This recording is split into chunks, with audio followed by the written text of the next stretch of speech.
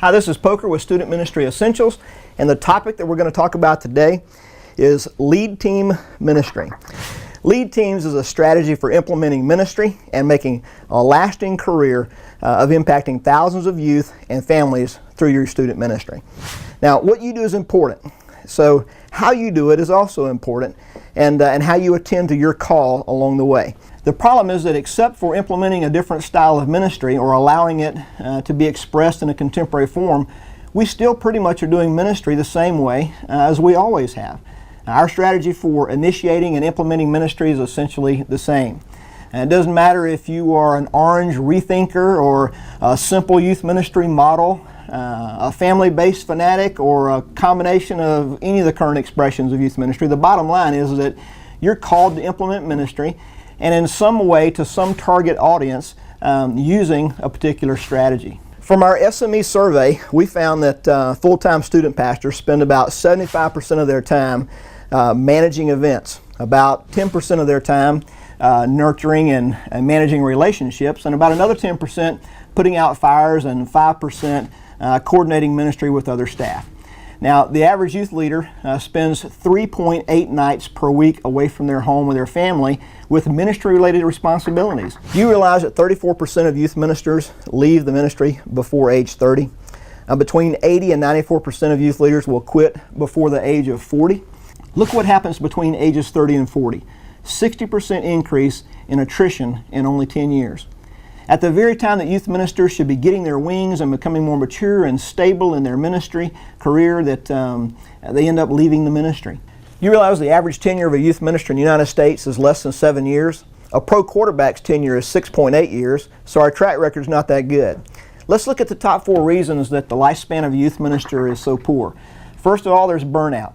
The second reason was just expectations of the youth minister didn't line up with the expectations of the church. The third one is a lack of ministry training, whether it's volunteer staff or paid staff, just a lack of professional training. And then compensation. Often guys simply leave because of their compensation package is not adequate to contend with their family needs. We simply can't do the work of ministry the same at every stage of life. You have to adjust. We simply can't keep the same pace running 100 miles an hour from event to event, from week to week, from ministry task to ministry task. Often we feel like a plate spinner in a circus where we're running from the next plate to keep it spinning and then looking to see what else needs our attention and run from one to another. Student ministers are called to be ministry equippers and not event coordinators. The typical youth ministry is implemented by either a traditional committee or a youth council or a lead team or a hybrid or maybe nothing at all. They just go from event to event or from need to need. What I want to share with you is one of the best and lost secret weapons, not only to enjoying your ministry, but staying in it for the long haul, long enough to enjoy it for many years or for however long God has called you to that. One of my friends, Richard Ross, presented this original content for youth ministers, and that's what I'm going to share with you. And after many years of kind of morphing and adapting it to what the needs were, it became my flagship for implementing ministry, and I want to share it with you really quick. First, let me say that lead teams truly represent a paradigm shift. And in my opinion, it's a secret weapon of long-term success in youth ministry. So what is a lead team?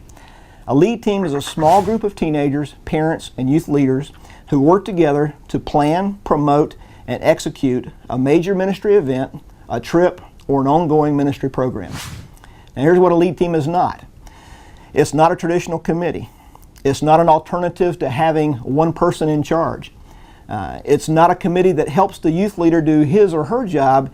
It's equipping the laity to do the ministry God's called them to do, so you become the equipper. And it is not an instant success story. It takes nurturing on the front end. There's 4 principles that guide the lead team concept. Let me share those with you. The first principle that guides the lead team concept is that it is an ad hoc committee. In other words, it's a committee that only exists for a limited time. It has a beginning and an end point. It's not ongoing, it's not permanent. It exists only to accomplish that particular ministry task. The second thing that guides the lead team principle is that it accepts responsibility for the ministry activity. In other words, they don't help the youth minister do his job, but the youth minister helps the lead team accomplish their ministry job. This is what represents the paradigm shift. Most people, even if they use a team, it's the team helping the youth minister do his job rather than the youth minister training them to accomplish their ministry calling. The third thing is that lead teams exist only to implement. In other words, lead teams implement already calendared events. A lead team doesn't come up with the event, they actually carry out the ministry that the youth minister has casted in vision. Number 4, the lead team is just that. It is a lead team. They don't do all the work themselves. The team is responsible for accomplishing it, and they may add an entire cast of people to accomplish a ministry job according to their skills, their giftedness. So what does this look like? It begins with a lead team coordinator. The lead team coordinator is the key.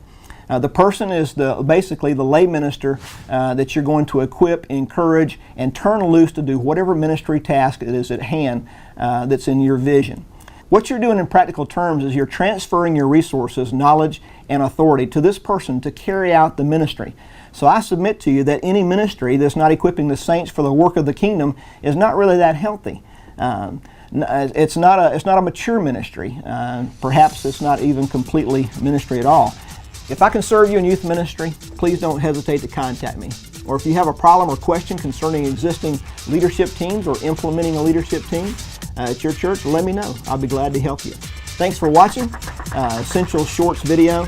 Why don't you drop me a note and let me share your success story with others. And remember, what you do is of great importance in kingdom work.